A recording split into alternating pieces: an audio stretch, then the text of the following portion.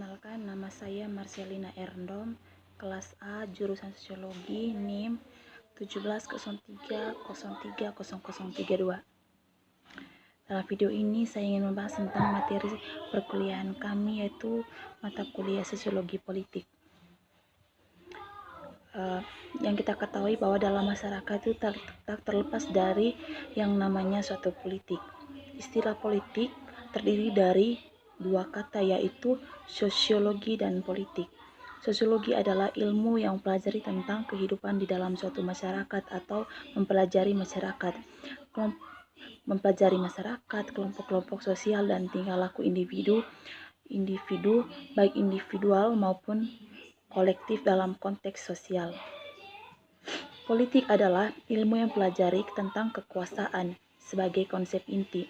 Dengan demikian dapat disimpulkan bahwa sosiologi politik adalah ilmu tentang kekuasaan, baik pemerintahan, otoritas, dan komando di dalam semua masyarakat manusia, yang tidak hanya masyarakat tapi melainkan juga hanya hadir di dalam masyarakat nasional. Sosial dan politik mempunyai hubungan dan keterkaitan yang sangat erat. Yang kita ketahui bahwa dunia politik pasti berkenaan dengan dunia sosial masyarakat. Masyarakat menjadi penghubung antara sosial dan politik itu sendiri. Di dalam kegiatan politik kita tidak bisa lepas dari partisipasi masyarakat, karena masyarakat yang menjadi pelaku politik tersebut. Begitu juga dengan sebaliknya, dalam kehidupan sosial kita tidak bisa terlepas dari unsur-unsur sebuah politik. Istilah sosial dan politik sudah dikenal oleh bangsa Indonesia sejak lama. Untuk urusan politik, Indonesia sudah melakukan banyak sekali kegiatan politik sejak kemerdekaan Indonesia. Dalam sejarahnya, Indonesia telah mencatat sebagai 3 fase pemerintah, yaitu demokrasi, terpimpin atau Orde Lama yang dilaksanakan sejak kemerdekaan Indonesia di bawah kepemimpinan I.R. Soekarno, kemudian Orde Lama pada masa kepemimpinan Soeharto, dan era reformasi yang dimulai sejak langsirnya Soeharto pada tahun 1998. Seperti yang kita ketahui, adanya banyak persaingan di dalam dunia politik adalah suatu masalah yang masih dirasakan dari dulu sehingga sekarang. Persaingan tersebut dilakukan dalam bentuk persaingan sehat dan persaingan yang tidak sehat. Persaingan sehat akan memberikan dampak positif bagi siapapun di tengah masyarakat, dan sebaliknya persaingan tidak sehat akan memberikan dampak negatif di tengah masyarakat atau di pihak manapun. Persaingan ini melibatkan masyarakat atau berpengaruh pada masyarakat itu sendiri. Persaingan biasanya dilakukan dalam bentuk saling menjatuhkan, menghina, dan memaki, bahkan saling menyakiti. Itu adalah bagian dari suatu politik demi mencapai keuntungan atau kekuasaannya. Hal ini sering terjadi sampai sekarang ini. Ada banyak sekali tindakan-tindakan persaingan tidak sehat yang dilakukan antara partai politik yang satu dengan partai politik lainnya. Tindakan tersebut dilakukan oleh anggota partai politik, pengurus partai politik, pendukung partai politik, serta masyarakat. Sebenarnya begitu juga dengan masyarakat yang sebenarnya tidak tahu menahu tentang politik, tetapi memilih untuk mencoba melakukan tindakan tersebut. Sangat disayangkan jika masalah ini akan terus melanda negara kita. Negara yang kita cinta ini, banyaknya partai merupakan bentuk dari kemajemukan bangsa yang seharusnya dijadikan pemersatu, bukan pemecah, apalagi penghancur. Masalah lain yang dihadapi oleh bangsa Indonesia, di mana sekarang ini adalah banyaknya partai politik yang memilih kayak semacam memilih orang yang kaya atau memilih selebritis tanah air untuk menjadi anggota partainya, dengan maksud rakyat lebih banyak memilih karena kepopuleran. Padahal kinerja dari para selebritis tersebut tidak dijamin jika hanya mengandalkan kepopulerannya. Yang dibutuhkan dalam dunia berpolitik Indonesia bukanlah sebuah kepopuleran, akan tetapi kinerja optimal yang dapat membangun politik Indonesia menjadi lebih baik ke depannya. Dan seharusnya partai politik memilih dengan bijaksana siapa anggota yang mahir pada bidangnya, bukan asal-asalan. sangat diakui bahwa kondisi politik yang ada di Indonesia ini mengalami tingkat buruk. Dari hal itu, maka di Indonesia banyak politisi di negara kita yang terlibat dalam kasus korupsi. Mereka lebih mementingkan kepentingan pribadi mereka dan lupa akan tugasnya sebagai pejuang rakyat. Bahkan saat ini banyak pejabat dan tokoh yang hanya bisa bercuap-cuap atau berdiskusi di televisi mencaci maki kinerja tanpa mengetahui jalan keluarnya. Bukankah lebih baik bertindak dibandingkan hanya berdiskusi di televisi yang seperti kita lihat sekarang? Banyak melakukan perdebatan di televisi tapi tanpa melakukan atau bertindak. Saat ini Indonesia tengah mengalami masalah yang cukup serius. Bilangnya nilai Pancasila dalam kehidupan bermasyarakat dan dunia berpolitik. Dunia berpolitik telah menimbulkan masalah yang sampai sekarang belum terpecahkan. Nilai-nilai Pancasila tidak lagi menjadi dasar negara yang diamalkan dalam kehidupan sehari-hari. Nilai Pancasila sudah tidak lagi dijunjung tinggi dan nilai Pancasila sudah tidak dihiraukan lagi oleh masyarakat Indonesia. Pancasila seharusnya dijadikan landasan dalam dunia berpolitik. Pancasila seharusnya diterapkan dalam segala macam kegiatan yang dilakukan di dunia berpolitik. Namun yang terjadi sekarang ini adalah sebaliknya. Dalam ini saya juga menjelaskan tentang keterkaitan yang dimana yang kita lihat sekarang ini yang sangat disayangkan karena Pancasila adalah dasar negara yang menjadi simbol dari bangsa ini. Pancasila adalah pemersatu bangsa dan Pancasila adalah pedoman bagi kehidupan bermasyarakat. Seperti yang kita ketahui sampai sekarang ini masih banyak sekali masalah dalam dunia berpolitik yang dialami oleh negara yang kita cintai ini.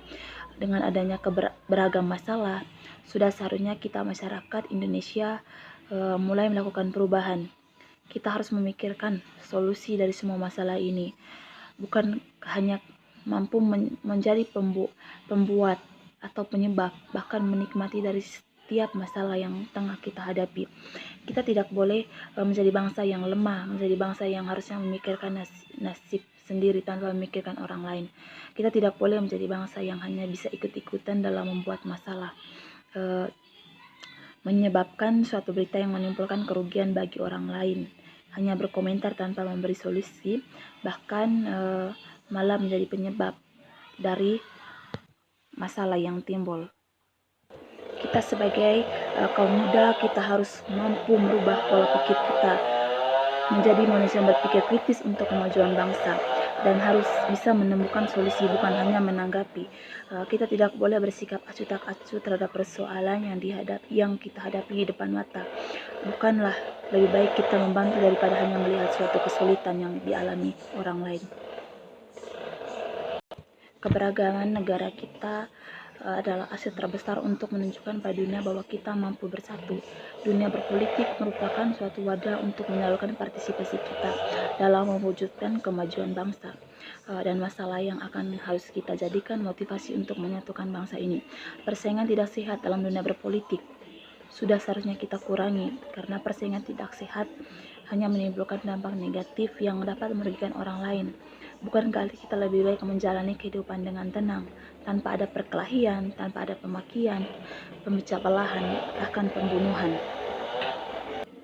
Kita sebagai penerus bangsa ini memang tidak mudah untuk merubah sesuatu yang rusak. Namun bukankah yang semuanya masih bisa diperbaiki? Kita tidak akan mampu merubah pola pikir orang lain, apalagi sifat orang. Namun kita mampu merubah pola pikir kita sendiri. Semua dimulai dari diri sendiri.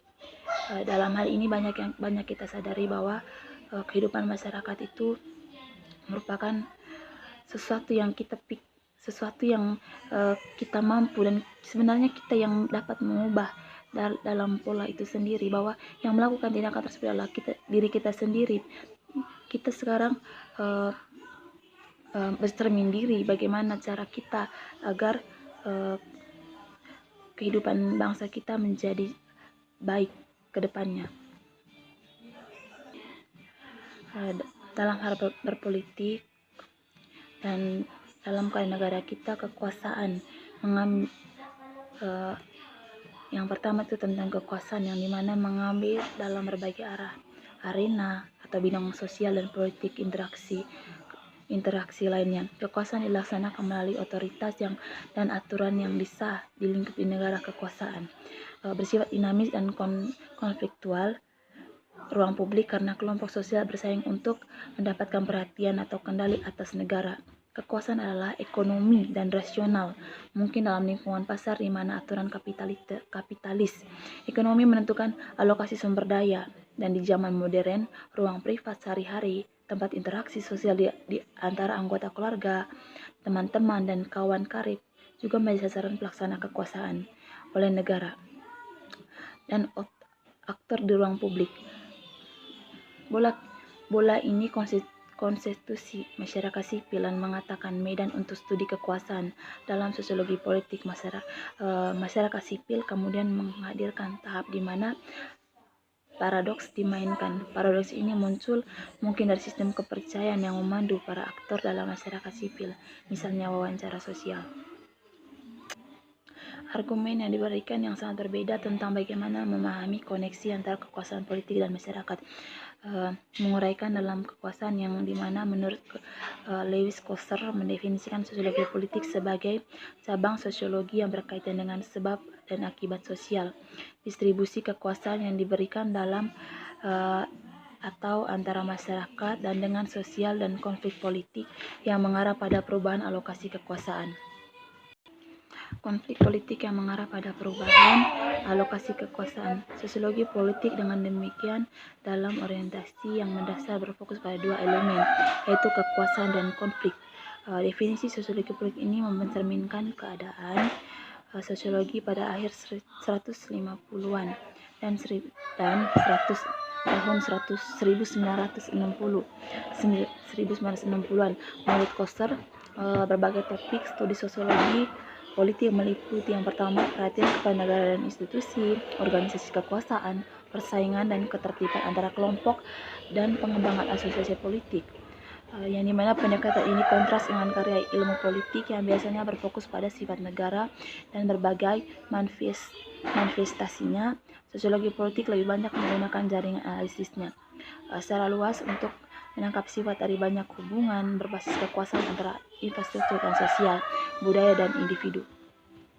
Kekuasaan adalah ekonomi dan rasional, mungkin dalam lingkungan pasar di mana aturan kapitalis ekonomi menentukan alokasi sumber daya, dan di zaman modern ruang privat sehari-hari, tempat interaksi sosial di antara anggota keluarga, teman, dan kawan karib.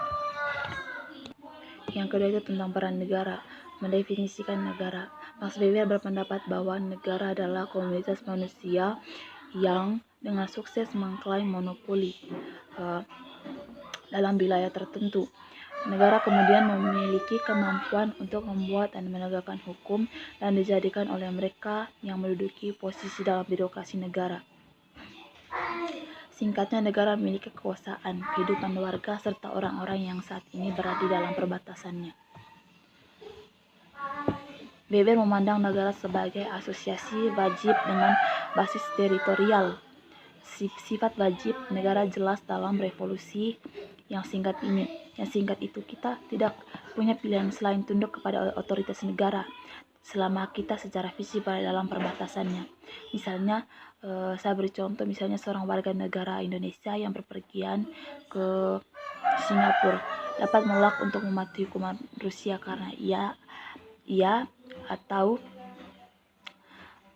karena dia bukan merupakan bagian dari negara Singapura. Yang kedua itu tentang monopoli.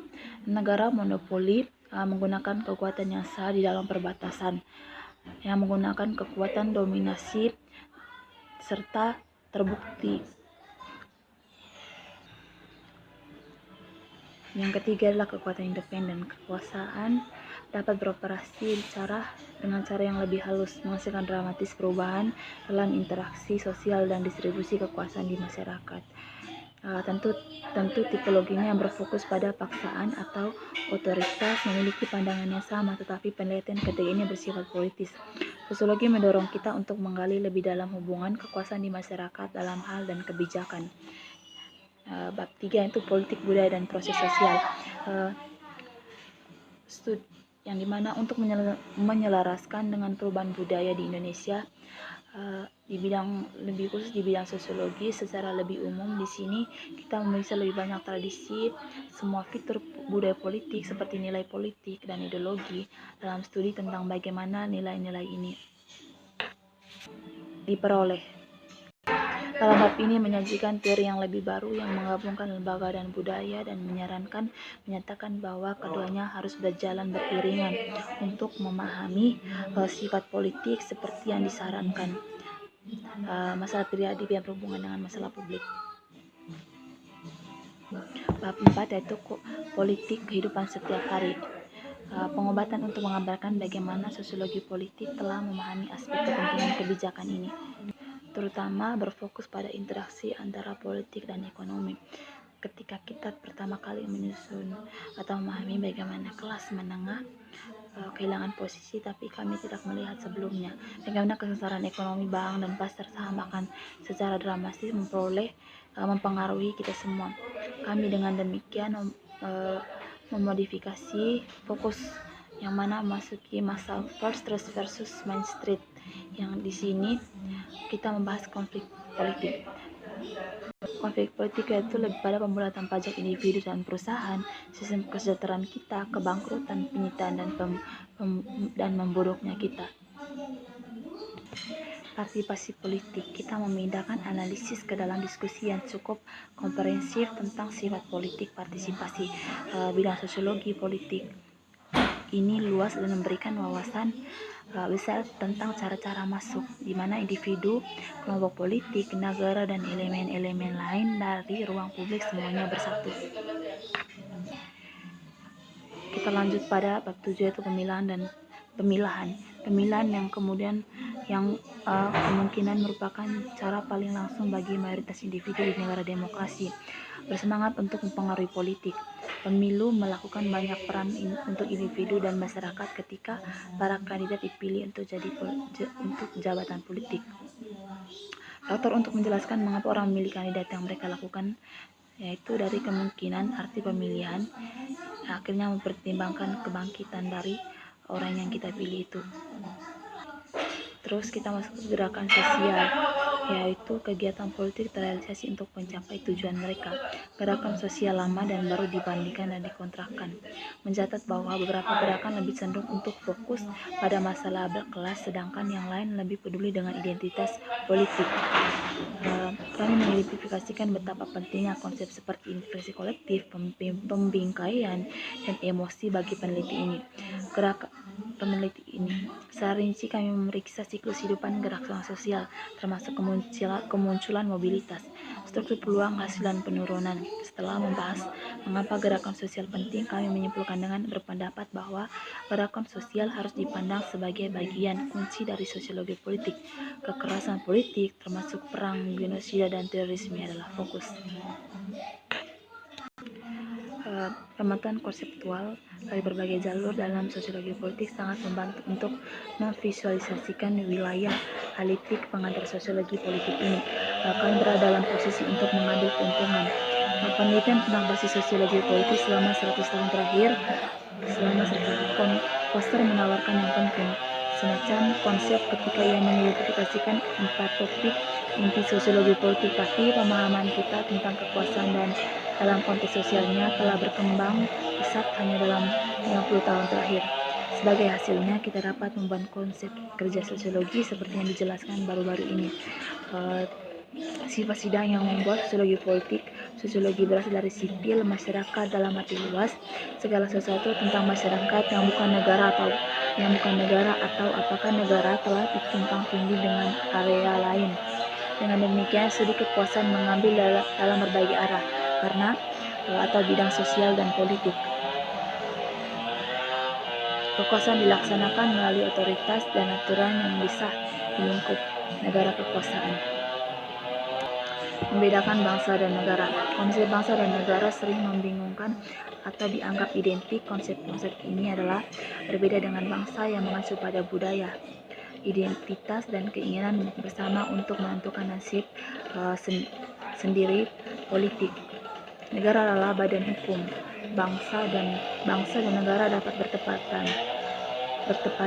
Negara diakui sebagai negara karena ada rasa kebersamaan yang dimiliki bersama dan wilayah geografis yang berbeda dan dikendalikan oleh undang-undang yang diakui oleh negara bangsa-bangsa lainnya. Sosiolog telah berkontribusi terhadap kebingungan ini dengan terlalu menekankan karakteristik organisasi, yang dimana negara dengan mengorbankan kepentingan bangsa, mungkin karena kewajiban etnis, nasionalis, dan konflik. Hanya baru-baru ini sosiologi mengakui kepentingan politik dan nilai ditempatkan pada persepsi bangsa oleh warga negara. Terus masuk pada nasionalisme. Nasionalisme adalah perspektif atau gaya berpikir citra dunia di inti yang terletak gagasan yang kami pahami sebagai definisi dari masyarakat secara fundamental, setara dan berdaulat. Terus kita masuk kepada demokrasi. Demokrasi adalah sistem politik di mana kesempatan untuk berpartisipasi dalam pengambilan keputusan sangatlah luas, dibagi di antara semua warga negara dewasa berpendapat bahwa ada yang hebat. Kesepakatan harian di negara demokrasi dengan beberapa pemilihan pelanggaran sipil yang luas, kebebasan meskipun mengadakan pemilihan umum bebas dan lainnya yang sangat tidak efisien dalam memberikan pemerintahan dasar. Berbagai materi yang telah dibahas sebelumnya tentang pandangan teori tentang negara, habis itu pandangan negara berbasis kelas, masa depan negara, serta pluralis, dan juga elit atau manajerial, perspektif kelas, postmodern, serta nilai-nilai agama dan politik, wajah ideologi, serta budaya dan media politik. Sekian dan terima kasih.